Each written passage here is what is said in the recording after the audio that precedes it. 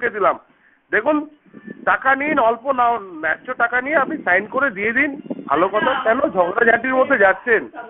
আপনি সবসময় স্কুটার চালান, এইগুলো করবেন না মেসোমশাই কাকু, ভালো কথা বলছি। আপনি পাপ্পু ভুয়ানির সঙ্গে অ্যাডজাস্টমেন্ট করে নিন, কেন কি আমি জানতে পারলাম অনেক কিছু। আপনার ইচ্ছে, শুনছেন কাকু? হ্যালো হ্যাঁ, বলে ফেলো না, বলে যাও না, তুমি শুনছি তো। কাকু, আপনার একই বাইপাস হয়েছে, এইগুলো কেন করছেন?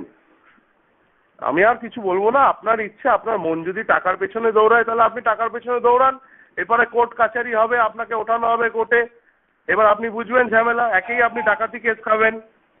কেন কি একটা আপনার বাড়িতে আপনি তালা মেরে রেখেছেন, অন্য লোকের ফ্লোর, আমাদের কাছে তো এগ্রিমেন্ট আছে, কাগজপত্র তো আছে। ঠান্ডা মাথায় ভেবে কাজ করুন, যখন আপনাকে থানায় নিয়ে যাবে লোকেরা, তখন কিন্তু কেউ আপনাকে বাঁচাতে আসবে না, যারা আপনাকে বুদ্ধি দিচ্ছে কেউ আসবে না। আমার এরকম অনেক দেখা হয়েছে কাকু। ভালো মতন পাপ্পুদার সঙ্গে কাজ করে নেন, আপনার যা নোয়া দোয়া আছে মিলেমিশে করে নেন, ঝুট ঝামেলার মধ্যে যাবেন না। এটা আমার আপনাকে আমার অনুরোধ, আপনি আমার কাকুস্থানীয় লোক, আপনি যেটা ভালো বোঝেন এবার করুন।